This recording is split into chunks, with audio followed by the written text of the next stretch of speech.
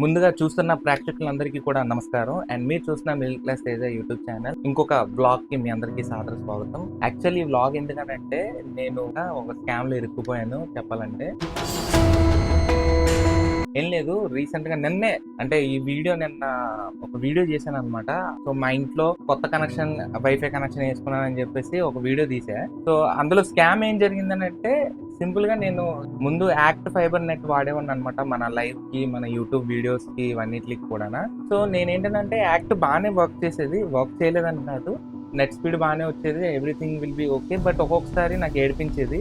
Live చేస్తున్నప్పుడు మధ్యలో internet ఆగిపోవడం, కనెక్షన్ పోవటం ఇవన్నీ కూడా. సో నేను అది చాలా డిఫికల్టీ ఫేస్ చేసి అండ్ ఇంకొక పాయింట్ ఏంటంటే ఓటీటీ ప్లాట్‌ఫామ్స్ ఏమి వచ్చేవి కాదనమాట. సో దానివల్ల నేను ఆపేసాను.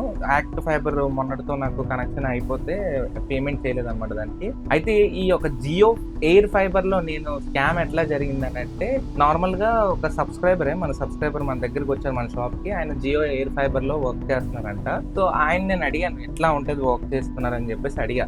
బానే ఉంటది, సూపర్‌గా అందరూ వాడుతున్నారు. ఇప్పుడు జియో చాలా స్పీడ్‌గా ఉంది. జియో ఫైబర్ కేబుల్ కాదు, ఎయిర్ ఫైబర్ అనమాట. ఎయిర్ ఫైబర్ మీరు ఒకవేళ ఆ వీడియో చూడకపోయినట్లయితే ఒకసారి ఆ కనెక్షన్ వీడియో నేను ఎలా చేశాను అనేది ఈ ఐ బటన్ మీద కనిపిస్తుంది, ఒకసారి ఆ వీడియో చూడండి. సో ఆ వీడియో నేను చేసుకున్నప్పుడు ఓకే, బాగా కనెక్షన్ అంతా బాగా చేస్తున్నారు. దాని తర్వాత నెట్ స్పీడ్ చూసాను, సూపర్గా వచ్చింది, అంతా బాగానే ఉంది. కానీ నేను గూగుల్ రివ్యూస్ చూడలేదు అండ్ యూట్యూబ్లో వీడియోస్ రివ్యూస్ ఏం చూడలేదు అనమాట. సడన్గా ఏమైందనంటే మార్నింగ్ లేచి వీడియో అప్లోడ్ చేద్దామని చెప్పేసి అప్లోడ్ చేస్తున్నాను. అంటే నార్మల్గా ఫ్రెష్ అప్ అవ్వేసి నార్మల్గా వస్తాం కదా. సో వచ్చాను, చూశాను, అది 170 MB అనమాట వీడియో, షార్ట్ వీడియో. గంటన్నర అయిపోయింది, వీడియో అప్లోడ్ అవ్వలేదు, ఇంకా 20%లోనే ఉందన్నమాట. ఏంటి గంటన్నర అయిపోయింది, నేను అప్లోడ్ పెట్టాను ఇప్పుడు దాకా అవ్వలేదని చెప్పేసి షాక్ అయ్యి చూస్తే ఇంటర్నెట్ స్పీడ్ ఏమొంచో 0.5 MBPS download speed, upload speed ఏమొంచో 0.64 వచ్చిందనమాట. నేను షాక్ అయిపోయాను. ఇంకా నాకు మెంటల్ వచ్చి ఇలాగ నాకు షాక్ వచ్చిందనమాట. ఇప్పుడు నేను స్కామ్‌లో ఎందులో ఇరుక్కున్నానంటే నేను 12 నెలల డబ్బులు ఒక్కసారి కట్టేశాను. అంటే ఆల్మోస్ట్ 8,600 రూపాయలు చిల్లర విత్ జీఎస్టీ ఇన్క్లూడ్స్. అయితే ఇక్కడ నాకు ప్రాబ్లమ్ ఏంటైందనంటే ఇప్పుడు నార్మల్‌గా యాక్ట్ అనుకోండి, ఒక 3 డేస్ వెయిటింగ్ పీరియడ్ అంటే ఉంటది కదా, రిఫండ్ పాలసీ ఉంటదనమాట. బట్ ఇక్కడ స్కామ్ జరిగింది ఏంటంటే నాకు రిఫండ్ పాలసీ లేదు. ఈ రిఫండ్ పాలసీ లేకపోవడం వల్ల నాకు చాలా ఇబ్బంది అయిపోయింది. ఇప్పుడు అసలు ఏం జరిగిందో చెప్తాను చూడండి. నేను నార్మల్‌గా కాల్ చేస్తాను ఇప్పుడు కస్టమర్ కేర్ వాడికి. వాడు ఏమంటాడో చూడండి ఒకసారి. నేను కస్టమర్ కేర్‌కే కాల్ చేస్తున్నాను, జియో కస్టమర్ మీ ముందే నేను లైవ్‌లో మాట్లాడతాను. వాళ్ళు ఏమంటారో ఒకసారి వినండి. ఎందుకనంటే మనకి నార్మల్‌గా దేనికైనా రావాలి. కాల్ కనెక్ట్ అవుతుంది. సో ఆ కస్టమర్ అతను ఏం మాట్లాడుతాడో విందామండి. కనెక్ట్ అయింది. నమస్కారం సార్, నా పేరు తిరుమల, జియో ఫైబర్ నుంచి మాట్లాడుతున్నాను. హాయ్ తిరుమల, నా పేరు తేజ. ఒకసారి నేను కనెక్షన్ తీసుకున్నాను నిన్న, Jio air fiber Kancharapalem. Okay, ఒకసారి అది నాకు రిఫండ్ అంటే యాక్చువల్లీ నేను క్యాన్సిల్ చేయాలనుకుంటున్నాను. ఎందుకనంటే నాకు అసలు నెట్ రావట్లేదు అనమాట. చాలా ఇబ్బంది ఫేస్ చేస్తున్నాను. ఆఫీస్ వర్క్ ఏం అవ్వట్లేదు. ఓకే, ఇది క్యాన్సిల్ ఎలా పెట్టాలి? ఇది ఖచ్చితంగా నేను దీని గురించి సహాయం చేస్తాను. సో మీ రిజిస్టర్ మొబైల్ నెంబర్ చెప్పండి, అంతే లైన్లో ఉంది. నన్ను లైన్లో పెట్టాడు. సో ఏంటవుతుందో ఒకసారి. నేను యాక్చువల్లీ క్యాన్సిలేషన్ కోసం అడిగాను కదా, నేను ఆల్రెడీ కాల్ చేశాను. మళ్ళీ మీకోసం అంటే ఒక లైవ్లో చూపిద్దామని చెప్పేసి ఈ యొక్క వీడియో తీయడం జరుగుతుంది అనమాట. నేను తీసుకున్న కనెక్షన్ మీరు క్యాన్సిల్ చేసుకుంటే కదా, రీఫండ్ గురించి అడిగారు కదా. అవును. సో కనెక్షన్ క్యాన్సిల్ చేసుకుంటే ప్లాన్ వ్యాలిడిటీ కదా. సో ప్లాన్ వ్యాలిడిటీగా చేసిన అమౌంట్ ఏదైతే ఉంటుందో, so 1 month, 3 months, 6 months, 12 months ఏదైనా క్యూర్ ప్లాన్స్ ఉన్నా కానీ కనెక్షన్ క్యాన్సిల్ చేసుకుంటే మాత్రం మీకు అమౌంట్ అయితే రీఫండ్ అయితే రాదు సార్. రిఫండ్ రాదు? అవును సార్. అసలు ఇప్పుడు నేను కట్టిన 8,500 అసలు ఏమీ రాదు మనకి? అవును, అమౌంట్ ఏమీ రీఫండ్ రాదు. అచ్చా, ఇప్పుడు ఎలా మరి? ఇది ఏంటి, నెట్ అవ్వట్లేదు, ఆల్రెడీ నేను కాల్ చేశాను, దీనికి ఎలాగ మనకి సొల్యూషన్? ఎందుకంటే ఏ కంపెనీ అయినా ఉంటది కదా, ఇప్పుడు స్కామ్ లాగా ఉంది. ఇప్పుడు మీ పోస్ట్ పెయిడ్ తీసుకుంటే ఎట్లా ఉందంటే బాగా వస్తుంది, నెట్ వస్తుంది అని చెప్పేసి చూపించాడు, బాగానే అంత అయింది. ఫైనల్ గా మనకి ఇలాగా ప్రాబ్లం చేసి పెట్టేశారు మీరు. అసలు తీసుకొని 1 day అయింది, ఇంకా నిన్నే తీసుకున్నాను. నిన్న కనెక్షన్ పెట్టాడు. మార్నింగ్ నుంచి నాకు ఆఫీస్ వర్క్ అస్సలు నెట్ ఒక వాట్సాప్ లో ఒక మెసేజ్ ఒక డాక్యుమెంట్ పంపిద్దామంటే కూడా అవ్వట్లేదు. వస్తుంది పోతుంది వస్తుంది పోతుంది. ఇప్పుడు మీరు అంటున్నారు రిఫండే లేదనేస్తున్నారు. ఏకంగా ఇది ఒక స్కామ్ లాగే కదా మరి మీది. స్కామ్ లాగా కాదు, ఎందుకంటే మా కోసం ప్రాసెస్ ప్రకారంగా అప్డేట్. అవునబ్బా, ఇప్పుడు నీది జియో ఎయిర్ ఫైబర్, నీది నేనేం అనట్లేదు. Post paid 8,500 కట్టేసాము. ఇప్పుడు నాకు సర్వీస్ ఏం బాగాలేదు, తీసుకొని 3 days అయినా ట్రయల్ పీరియడ్ ఉంటుంది కదా. లైక్ ఇప్పుడు యాక్ట్ వాళ్ళు తీసుకున్నాం అనుకోండి, వాళ్ళు నచ్చకపోతే వాళ్ళ ప్లాన్ రిటర్న్ తీసుకుంటారు. సో మీరు అలా కాదు కదా, డైరెక్ట్గా రిఫండ్ ఏమంటున్నారు డైరెక్ట్గా. ఇప్పుడు నాకు వేస్టే కదా ఇదంతానా. ఇప్పుడు నాకు ఈరోజు డే అంతా ఆఫీస్ వర్క్ అంతా పోయినట్టేనా? డే అంతా ఆఫీస్ వర్క్ అంతా పోయినట్టు చూడండి, మాత్రం అప్డేట్ చేయాల్సిన దాని ప్రకారం ఉంది. ఇప్పుడు మాత్రమే కన్సల్ట్ డిపార్ట్మెంట్ అప్డేట్ చేసామని మీరు ఫ్యూచర్ గా కాకుండా చేసిపోతే ఇస్తాం సార్. సో ఓకే, ప్రెసెంట్ అయితే రిఫండ్ లేదంటావు అంతేనా? మీ పాలసీలో రిఫండ్ లేదు. సో అది ఓకే, థ్యాంక్ యూ. అంటే రేపు ఎన్ని గంటలకు ఉంది ఇంజనీరింగ్ అపాయింట్మెంట్? ఆల్రెడీ నేను కాల్ చేశానులే, ముందే కాల్ చేశాను, తెలుసుకుందామని కాల్ చేశాను మళ్ళీ. అదే ఉంటుంది ఇక్కడ కాకపోతే రాసి ఉంది రిఫండ్ది, బట్ మీరు రిఫండే లేదంటున్నారు కదా. రిఫండ్ ఏమని రాసింది సార్? ఇక్కడ రిఫండ్ ఏమని రాస్తుందని అంటే, ఒక సెకండ్ నేను చూపిస్తా. సెక్యూరిటీ డిపాజిట్ రీఫండెడ్ అని ఉంటుంది, మొత్తం రీఫండ్ ఉంటుంది. ఇప్పుడు సెక్యూరిటీ 1000 కట్టాను పోనీ, అదైనా రిఫండ్ వస్తుందా? సెక్యూరిటీ డిపాజిట్ 1000 ఎక్కడ కట్టాలి? డిపాజిట్ కట్టాలి. అది కాక మీరు తీసుకున్న ప్లాన్ ఏదైతే ఉంది కదా, 1 second. సో 6 months ప్లాన్ తీసుకున్నారు, సో 12 months ప్లాన్ తీసుకున్నారు. మీరు అమౌంట్ కట్టేటప్పుడు ఎంత కట్టారు సార్? మీరు 7,000 కట్టారు. 12 months ప్లాన్ కి 8,442 రూపీస్ అవుతుంది. మీరు కట్టింది 7,000 కట్టింటారు, అవునా? అవును. ఇక్కడ 1000 మరి నాకు సర్వీస్ ఒకటి తీసుకున్నాడు, ఎవరైతే వచ్చారో వాళ్ళు 1000 రూపాయలు తీసుకున్నారు. మరి 1000 రూపాయలు తీసుకున్నారు నా దగ్గర ఫోన్ పే తీసుకున్నారు 1000 రూపాయలు. మాత్రమే ఏమన్నా మీకు ఆన్లైన్ పేమెంట్ డైరెక్ట్ గా జియో తీసుకుంటాం, కానీ వేరే వాళ్ళ ఫోన్ పే చేస్తాం. అంటే ఇప్పుడు జియో ఫైబర్ నేను మాట చెప్తాను, నీ పేరు తిరుమల కదా. యాక్చువల్లీ నా దగ్గరకు వచ్చారు వర్క్ వచ్చిన వాళ్ళు ఏదైతే ఉందో వాళ్ళైతే వచ్చి వర్క్ అంతా చేసుకొని, నేను కూపన్ యూజ్ చేశాననియా 1000 రూపాయలు కట్టాలి అని చెప్పాడు. అదేంటి కూపన్ మీరు యూజ్ చేయడం ఏంటి, నాకు ఆ 1000 రూపాయలు ఎలా కట్టాలని అంటే చేతికి ఇచ్చేయాలనియా అని చెప్పాడు. వాళ్ళు ఫోన్ పే చేసుకున్నారు అనమాట. నేను యాక్చువల్ ఫోన్ పే కూడా కాదు, క్యాష్ ఇచ్చాను నేను వాళ్ళకి. నేను క్యాష్ ఇచ్చాను వాళ్ళకి. ఇప్పుడు నీ తరపు నుంచి ఇప్పుడు నేను చెప్తున్నాను కదా, కాల్ రికార్డింగ్ ఉంటుంది కదా నీ దగ్గర. విను నా ప్రాబ్లం ఏంటో చెప్తాను. నువ్వు అంటున్నావు నేను ఓన్లీ 7,000 చూపిస్తుంది అంటున్నావు, but I have paid 8,500 some change. Okay, as per నీ పరంగా నేను కార్డ్ నుంచి 7,500 కట్టాను బ్రదర్. చెప్పండి. ఎంత కట్టాను? కంప్లీట్ ఇన్ఫర్మేషన్ మీరు కట్టింది 7,000 కట్టారు ఫస్ట్, ఓకేనా?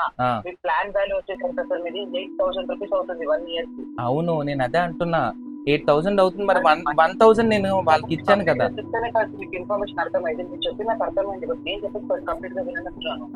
సో మీరు ముందు 1,000 రూపీస్ ఏమైనా కట్టారా కనెక్షన్ తీసుకున్న ముందు? నేను స్టార్టింగ్ ఏం కట్టలేదు బ్రదర్, నేను డబ్బులు ఏం కట్టలేదు. ఫస్ట్ నేను ఏం కట్టలేదు.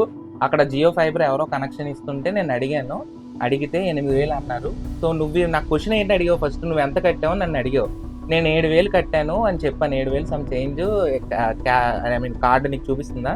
నేను అంతే కట్టాను. నువ్వు అదేనా చెప్పావు నాకు. ఏం చెప్పాను? 7,442 రూపీస్ కట్టారు మీరు. అవును, నేను కట్టాను. 41 రూపీస్ 92 పైసా అవుతుంది. Okay, 42 rupees. ఓకే, ఓకేనా? సో మీకు ఎక్స్ప్లెయిన్ చేస్తున్నాను. మీకు మొత్తం 12 months కి ఛార్జెస్ ఎంత అవుతుంది తెలుసా సార్? 8,442 రూపీస్ అవుతుంది. మీరు కట్టింది 7,442. 1,000 రూపీస్ తక్కువ కట్టారు, అవునా? అది కాకుండా 1,000 రూపీస్ సెక్యూరిటీ డిపాజిట్ చేస్తారని చెప్పారు నాకు. నేనేం సెక్యూరిటీ డిపాజిట్ పే చేయలేదు, అదే కదా చెప్తున్నా. నేనేమో ఆన్లైన్ బుకింగ్ ఏం చేయలే. నీకు అర్థమవుతుందా? లిజన్, ఇక్కడ నీకు నాకు మిస్అండర్స్టాండింగ్ ఏంటవుతుందంటే, యాక్చువల్లీ ఆన్లైన్లో బుక్ చేసుకోవాలి 1,000 రూపీస్కి. అవునా? యాజ్ పర్ ప్రాసెస్ ఉన్నావా? చెప్పండి సార్. యాజ్ పర్ ప్రాసెస్ నాకు అని కొడితే నాకు అర్థం అవుతుంది కదా, నువ్వు సైలెంట్ అయిపోతే నాకు ఏం అర్థం అవుతుంది చెప్పు.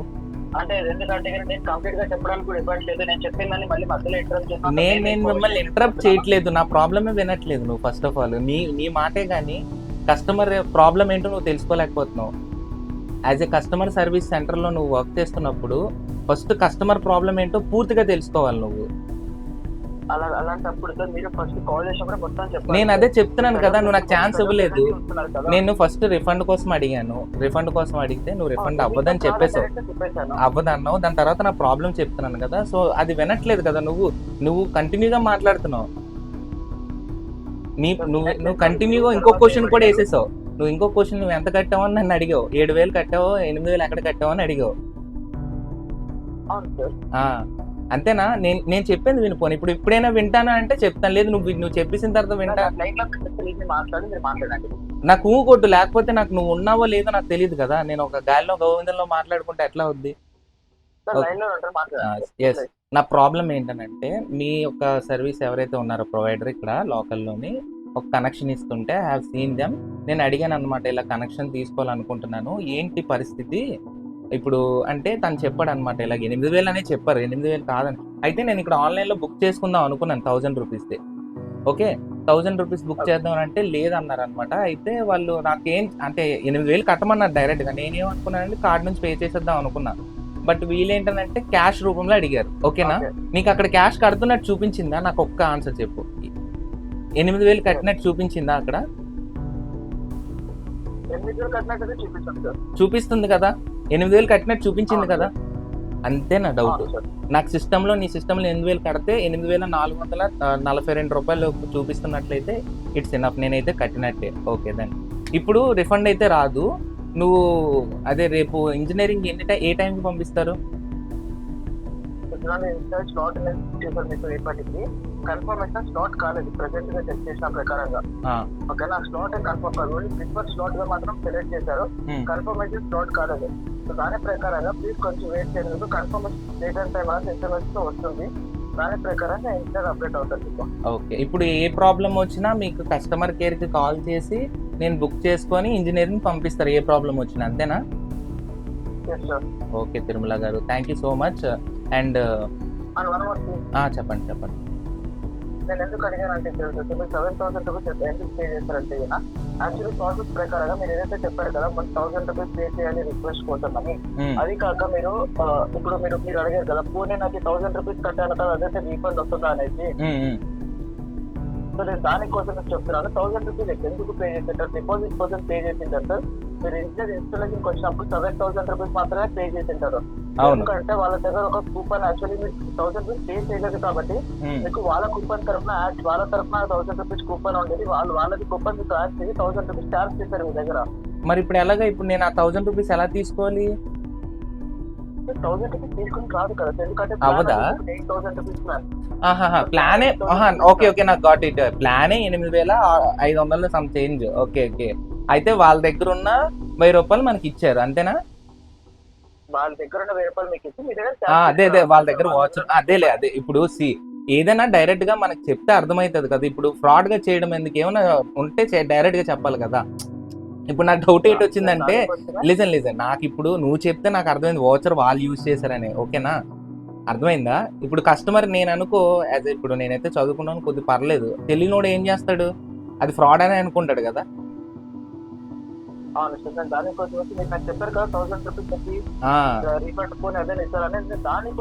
అదే ఇప్పుడు రైట్, ఇప్పుడు కమ్యూనికేషన్ అదే అంటున్నాను తిరుమల, మన ఇద్దరికి మిస్కమ్యూనికేషన్ అక్కడే జరిగింది. ఇప్పుడు తన వాచర్ యూజ్ చేసుకున్నాడు, నేనేంటి ఇది మీరు 7,000 కట్టారు కదా అని అంటే, అదేంటి నేను 1,000 రూపాయలు ఇచ్చాను కదా అనగానే నాకు డౌట్ వచ్చింది.